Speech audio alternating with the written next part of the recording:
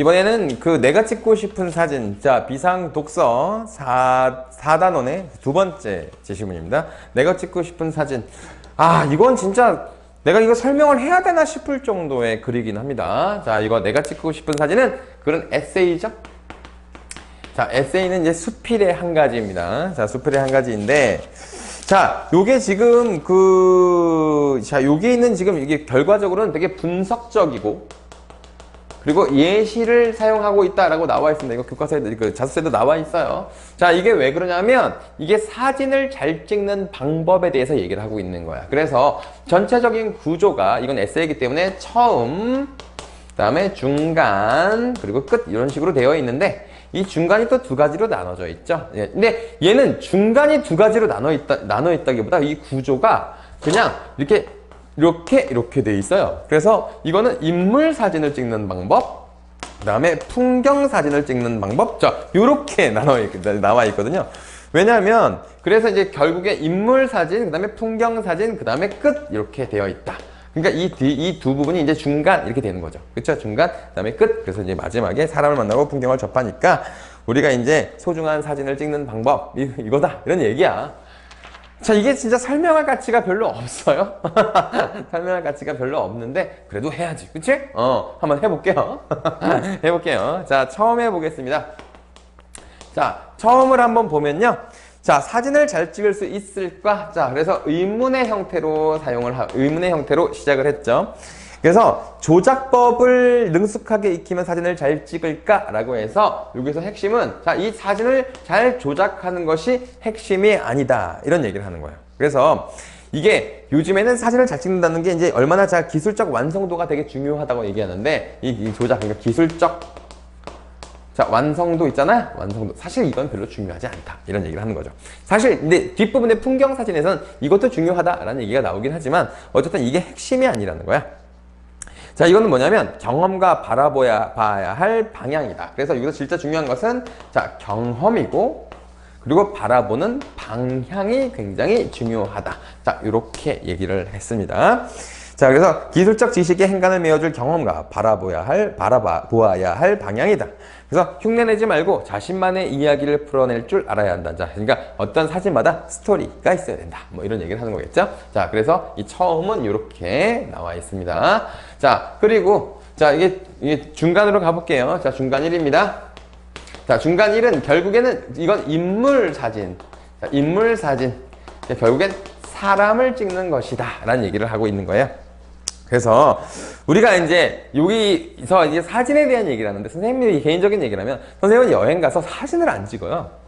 그러니까 왜냐면 사실 못 찍기도 못 찍지만 사진이라는 게 사실은 누군가가 나보다 더 잘 찍는 사람이 누군가가 있어. 그래서 나는 거기서 오히려 약간 좀 후각이나 뭐 약간 이게 촉각 이런 것들을 느끼려고 되게 노력을 많이 하느라 사진을 잘 안 찍거든요. 근데 사실 요 얘기를 들어보니까 한번 사람에 대한 사진이 굉장히 좀 중요할 수도 있겠구나 이런 생각이 들기도 하더라고요. 자, 그래서 이게 뭐냐면, 자, 중간일에서 첫 번째는 뭐냐면, 자, 삶을 이룬 대부분의 시간은 반복되는 생활의 조각들로 이루지 않던가, 일상의 조각을 모아 붙여놓으면 커다란 벽화가 된다. 위대한 과학적 발견과 참된 아름다움을 표현 또한 숨겨진 일상의 비밀로 재창조한 업적들이다. 그러니까 여기서는 뭘 얘기했냐? 첫 번째는 일상이라고 하는 것이 매우 중요하다라는 얘기를 한 겁니다. 평범한 일상이 생각보다 굉장히 중요하다는 거예요. 자, 근데 그 일상의 중심에는 무엇이 있다? 바로 사람이 있더라 라고 하는 거지. 그래서 이 사람에 대한 사진이 매우 중요하다 이런 얘기를 한 거예요. 자, 그래서 미국의 한 잡지의 일반인을 대상으로 하여 어떤 사진을 가장 많이 찍는지를 조사했더니 답은 사람이다 라고 했습니다. 그러니까 이건 잡지의 약간 조사 결과를 인용했죠. 근데 이제 에세이다 보니까 어떤 잡지 뭐 이런 것들을 되게 자세하게 인용하진 않았네요. 그렇죠? 자, 그러면 사람이 굉장히 우리가 큰 관심사인데, 자, 이게 왜 그러냐면, 갈등이 있지만 화해와 사랑으로 이겨내는 인간의 삶이야말로 사진으로 표현하고 싶은 가장 매력적인 주제이다. 그래서 좋은 사진은 위안과 격려는 바로 인간에서 비롯된다. 자, 같은 이야기니까 이건 굳이 설명 안 해도 될 것 같아요. 자, 그래서, 자, 이게, 이 사진을 찍는다는 것이 눈빛과 표정으로 미처 글로 옮기지 못한 내용을 전달하기도 하고, 그러니까 이제 글의 한계를 극복하게 하는 효과가 있을 수가 있고, 두 번째는 확신 넘친 주장이 과장이었음을 알 수 있다. 그러니까 이거는 이게 뭐냐면 매체, 우리가 알고 있는 매체들 있잖아. 매체의 한계를 극복하는 것으로 이 사람 사진이 역할을 할 수도 있다라고 하는 거야. 그래서 결국에 매체의 한계를 극복해서 결국에 뭐야? 자, 본질을 드러낼 수 있게 된다라고 하는 거. 그렇죠? 그러니까 이 글의 한계라고 하지 말고 이렇게 매체의 한계. 자, 매체가 가진 한계를 이렇게 이 본질을 드러내는데 약간 이 사진이 역할을 할 수 있다. 이런 얘기가 될 거고요. 아, 진짜 이거 좀 쉬워요. 그래서 거기 이제 그 다음으로 가보면요. 사람은 제 모습과 유사한 사람에게 가장 흥미를 보인다고 하는데 이게 결국에 타인의 사진이라고 하는 것이 타인의 사진을 찍는다는 것은 결국에 뭘 하고 싶은 거냐면 다른 사람의 모습 중에 자신의 이야기를 하고 싶은 욕구 때문에 사진을 찍는다는 얘기를 하는 거예요.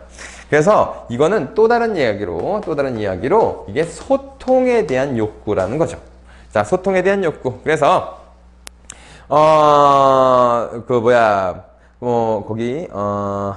자, 우리는 자신과 상관없는 다른 사람의 모습을 담은 사진을 해서 설명하기 어려운 공감대를 형성하기도 하고, 그 다음에 소년의 사진에서 나에게 일어날 수 있었던 일이다 라고 하는 이런 그 공감대를 형성한다는 거죠. 그래서 이게 결국에는 뭐냐면 이게 다 공감대를 기준으로 해서 이런 효과가 나타난다는 거예요.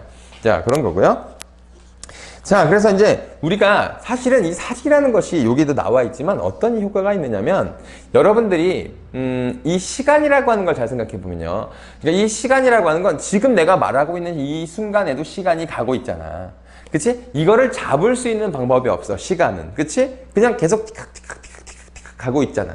그런데 이 사진은 그 순간을 딱 멈춰서 현재로 만들 수 있다는 거예요. 그죠? 그 시간을 딱 포착할 수 있잖아요. 이 프레임 안으로. 그치?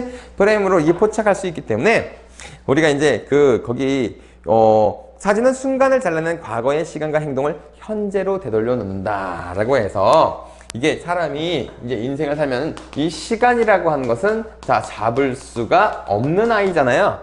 그런데 이게 사진의 이 프레임으로 이걸 잡음으로써 뭐냐면 얘를 현재화할 수 있다는 거예요. 자, 그러니까 예전에 찍은 사진을 보면 그 시간의 나를 볼 수 있죠. 그렇죠? 그 시간의 나를 볼 수 있기 때문에 과거의 시간과 행동을 현재로 되돌려 놓을 수 있다. 그러니까 과거의 나와의 소통이 가능하다. 이런 얘기가 되겠네요. 자, 그래서 인물 사진가들이 그래서 되게 많다라는 얘기야. 그래서 이제 잘 찍는 방법이 나와 있어. 이건 쓰기도 좀 민망합니다. 겁내지 말고 찍어라. 사람이라서 저는 늘 무궁무진하다. 그 다음에 애정을 갖고 찍어라 라고 하면 이렇게 찍으면 이게 이제 어떤 효과가 있느냐면 감동을 만들어낼 것이고 자신이 살아있음을 확인할 수 있다. 자, 이렇게 되는 겁니다. 자, 이게 참 이 중간 1은 이런 얘기가 되어 있는 거예요. 이거는 근데 여러분들이 이해를 못하는 글이 아니죠. 이건 에세이잖아요. 에세이라서 굉장히 개인적인 이야기이기 때문에 자, 이게 별로 어렵지 않습니다. 자, 중간 2로 갈게요. 중간 2는 풍경화입니다. 풍경사진입니다. 자, 풍경사진입니다. 자, 풍경사진. 선생님이 참 의미 없다고 생각하는 사진인데 자, 그 이야기가 여기 앞에도 나와 있어요. 근데 이게 뭐냐면 굉장히 입체적인 것을 사진이라고 하는 이 2D 안에다가 집어넣은 것이기 때문에 사실은 우리가 실제로 백두산을 가서 보는 것과 백두산의 사진을 보는 것이 의미가 같다 혹은 느낌이 같다고 얘기할 수 없죠.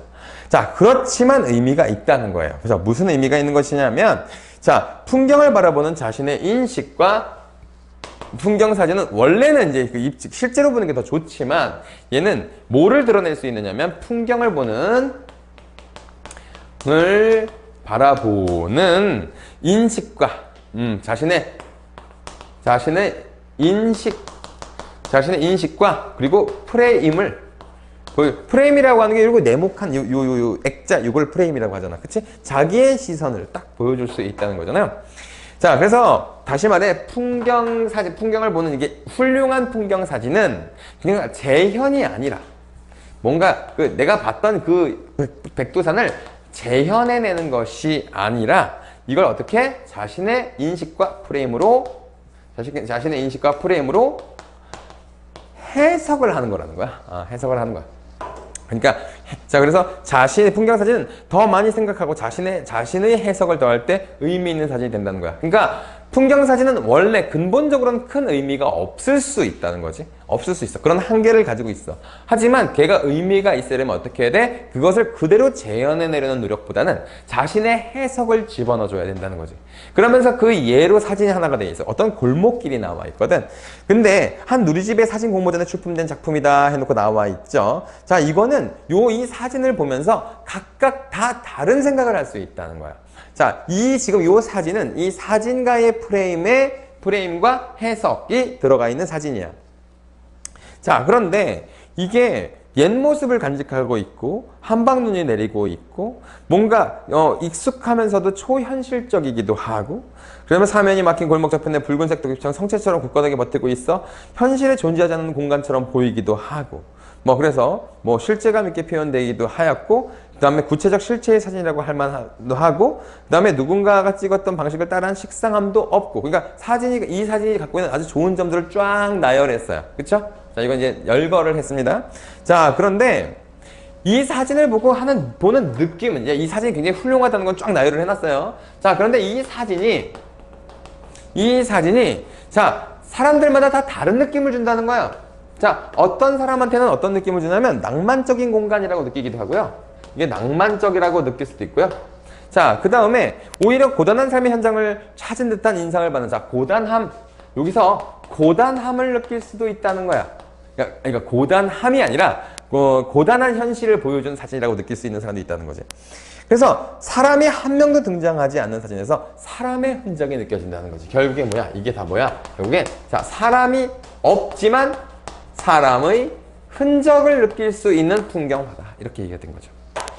그래서 사진을 찍는 이의 마음이 오롯이 담겨졌다라는 얘기입니다.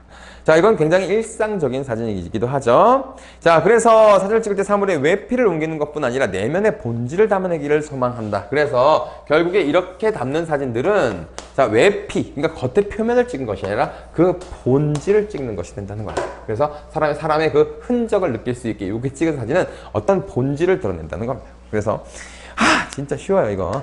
그래서 자신이 곧 사진이 되는, 그러니까 이 뒤에 사진을 찍는 사람은 늘 사진기 뒤에 있잖아. 그치? 사진기 뒤에 있으니까 이거 앞에 걸 찍을 거 아니야. 그치? 내가 지금 요 카메라는 서 있는 카메라인데, 그치? 누군가 찍는다면 그 뒤에 사람이 있어야 될 거 아니야. 그치? 자, 그런데, 자신이 곧 사진 그 안에 있는 것처럼 그런 일체감이 있어야지 찍을 수 있다는 겁니다. 그래서 맨 마무리 쓸 것도 없어요, 이거. 사람을 만나고 풍경을 늘 우리는 접하죠. 사람과 풍경은 우리의 일상을 평범하게 펼쳐내어 보이지만 그것만이 다가 아니다. 얘기하면서 세월이 흐르면 보물이 될 사진, 스스로 발견했는데 소중한 가치가 담긴 사진을 한번 찍어보자. 이런 얘기야. 이건 내가 지금 설명하면서도 참, 이게 뭐가 어려워서 내가 이게 설명하는지는 모르겠어. 어렵진 않잖아, 솔직히. 어렵진 않은데, 결국엔 이게 뭐냐면, 이게 에세이라는 글. 그러니까 결국에 이게 분석적 에세이야. 어떻게 하면 사진을 잘 찍을 수 있는가.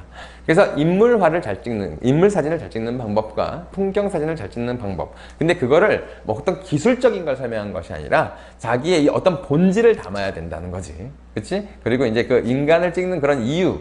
그리고 인간을 찍는 것에 대한 의의, 이런 것들을 소개하고, 풍경화가 원래는 별로 의미가 없지만 거기다 의미를 담는 방법, 이렇게 설명했다. 이렇게 보시면 되는 겁니다. 아시겠죠? 자, 이거 여기까지 할게요.